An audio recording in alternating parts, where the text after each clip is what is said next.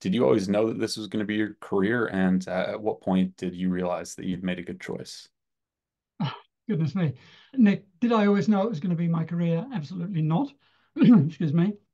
I started out with undergraduate university degrees in applied science, then postgraduate degrees in chemical engineering, and finally in adult education. So I suppose, you'd call me, if anything, you'd call me a late bloomer in the learning field.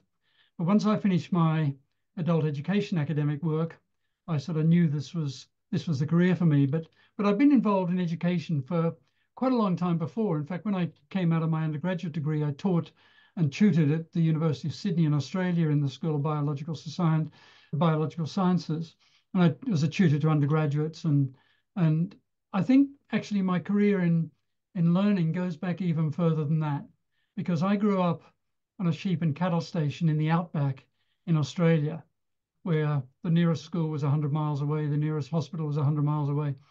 And when I was a teenager, I realized that all the men who worked on our sheep station, our cattle station, the shearers, the fencers, the stockmen, and others, they were all experts in their own fields, but almost all of them had finished schooling at the age of 12 or 14.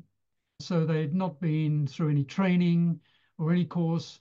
They developed their experience on the job. So, I think those experiences in my youth really had a very strong influence on my whole understanding about learning and how we learn best, and how we can really exploit all that learning that occurs, from other people, and learning from exemplary performers, learning from people who are really good at what they do, and also learning from experience and practice and reflection and so on.